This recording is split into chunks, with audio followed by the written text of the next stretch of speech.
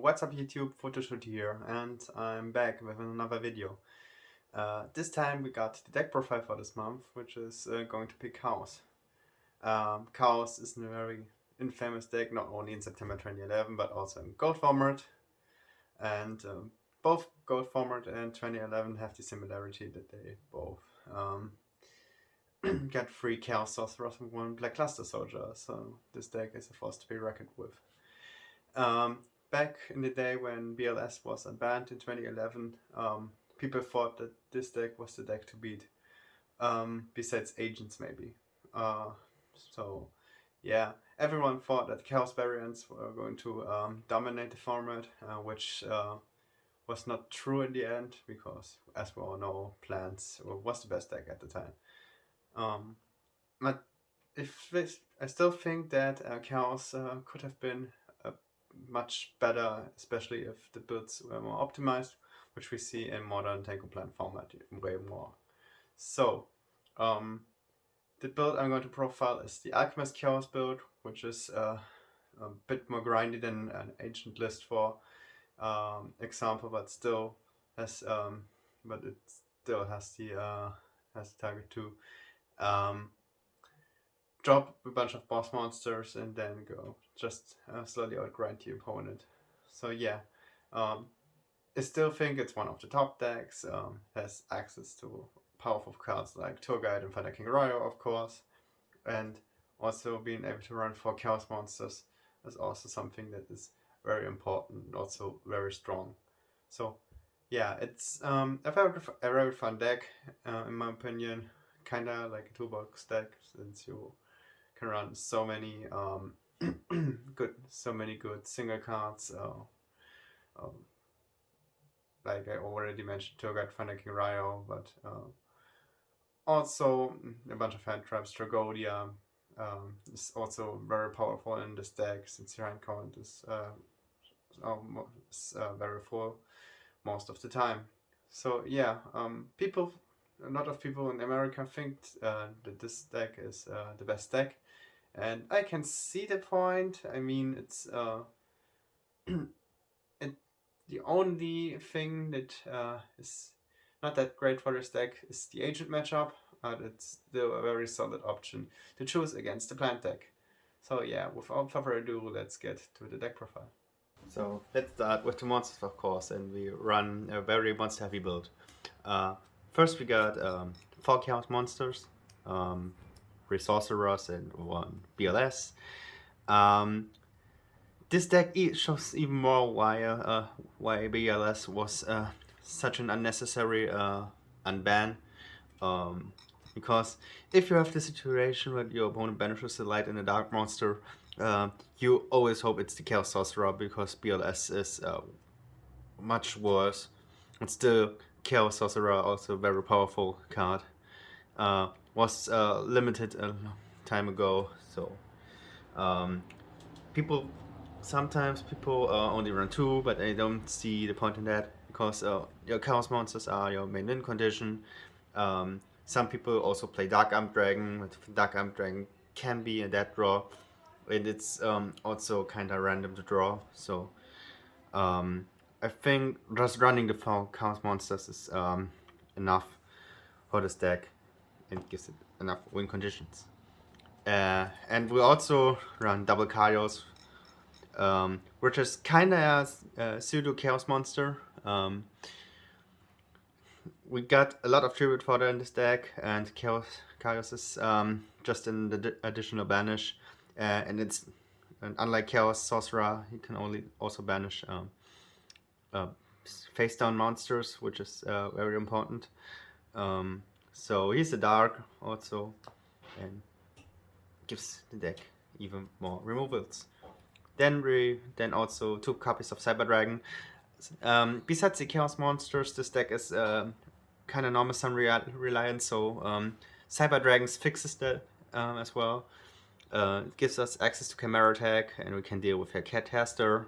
And also, if you have Chaos in your hand, you can also get Chaos out by special summoning Cyber Dragon, and he's also a light monster.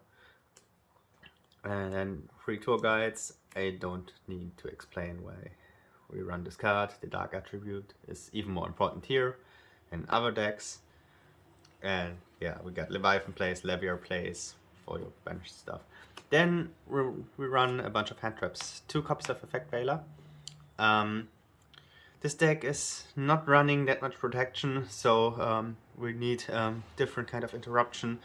Also, Veiler is a light monster, and it gives us access to a bunch of synchros, which is kind of useful, and I get to that later in the video. And free maxi,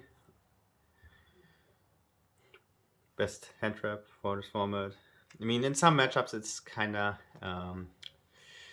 it's only decent, but it's also a great combo with double Tragodia, and then we also run the Gors. So not that much back row, but we got a lot of hand traps that prevent us from dying. Then 1 copy of Battle Fader. I saw a lot of people running multiple copies in this deck. I don't think that's necessary. Sure, there are some matchups where this card prevents us from dying, but it's also it's searchable with Sangan. It's not creating that much pressure like a Gauss or Godia would if you drop it, unless you have Chaos. And also, what's very important, this card gets recycled by Dimensional Alchemist, so I don't think it's that great to run multiple copies. And drawing multiple copies is also something you want to avoid. So one fader is enough. It gives us the ability to survive those extra long grind games and answer with a Chaos monster or a Chaos. I don't think you need to run multiple copies. Then one honest, we don't play that much light monsters, but the light monsters we play are enough for this card. We mainly want to play this to protect Thunder King, but it's also usable with Cyber Dragon or Dimensional Alchemists. But also you get those sweet BLS OTKs with Honest. So yeah, Honest is in there as well. And hitting this with Alchemist is also very strong. Then 3 copies of Thunder King Rios. This deck needs strong normal sum.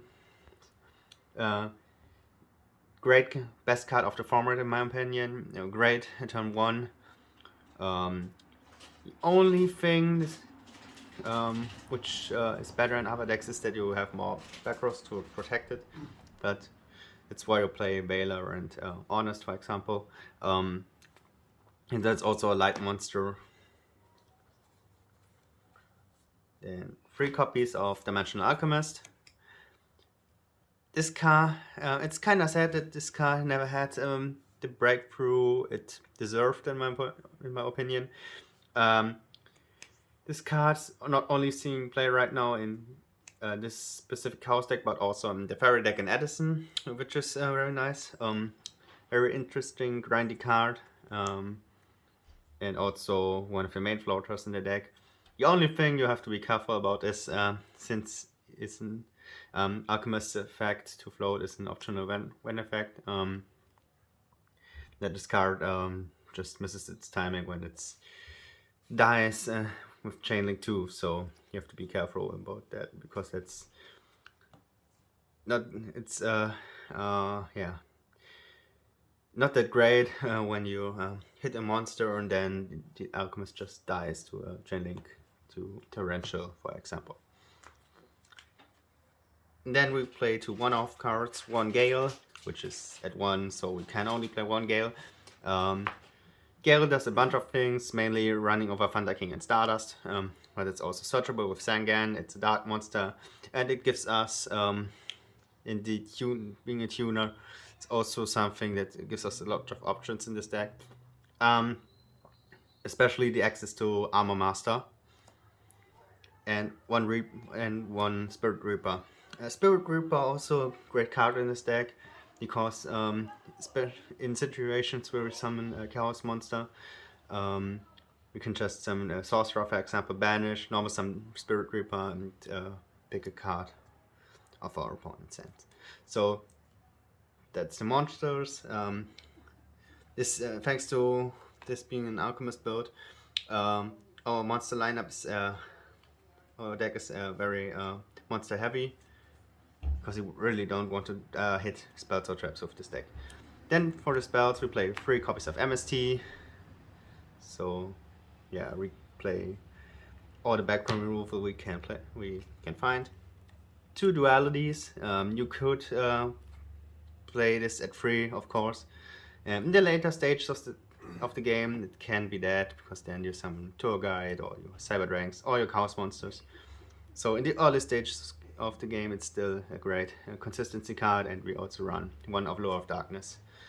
Yeah, which is probably better in this deck, but we can only run 1. So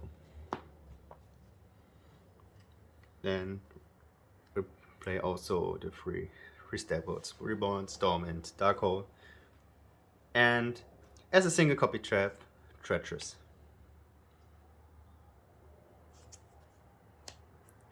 So that was the main deck. Then we play the extra deck. We don't use the extra deck that much, so we have a lot of options for it. So yeah, we play a bunch of synchros: Trishula, S9, then as level 8, Stardust and Scrap Dragon, which we don't summon that often, but for each situation it's good to have them. And as I mentioned, Armor Master since we play Gale. 1 Ancient Sacred Wyvern, so that's why this, and 1 Arcanite. So those 2 are the reason why I mentioned the Veiler, since we can just summon Chaos Sorcerer up, banish something, normal summon the effect Veiler, and then go for an Ancient Sacred Wyvern play or an Arcanite Magician. So it's great, nice to have them both in the extra deck for that option. And we also run Black Rose, of course, that's kind of obvious. And then 1 Brionac, because we rarely summon level 6s, and there. Then 1 Catastor, I think that's enough. Usually you don't want to synchro away your Thunder King or your Alchemist, but it's there. 1 Armory Arm, so yeah, this is fine as a level 4. We got a bunch of level 3s, level 1 tuners, so it's quite possible to summon this. Also, it's also a great card with Black Luster Soldier. Then for level 4, rank 4 exceeds, we just run Autopia. And then we run a bunch of rank 3 exceeds. Those are probably the cards you are going to summon most of the time out of the extra deck. Double Leviathan Dragon. It's a lot of time. Most of the games are very slow and grindy, so having the second Leviathan as beta for the second tour guide can be game changing, and also Lavier, which is kind of obvious in this deck. And then we also run Chimera Attack in the extra deck with our 2 main deck Cyber Dragons. Great if it comes up, so probably comes up a bit more often when Fortune Shockwave is released, since then a lot of people open with Zen mains, so you can just special summon Cyber Dragon and get rid of Zen mains with Chimera Attack and some tokens.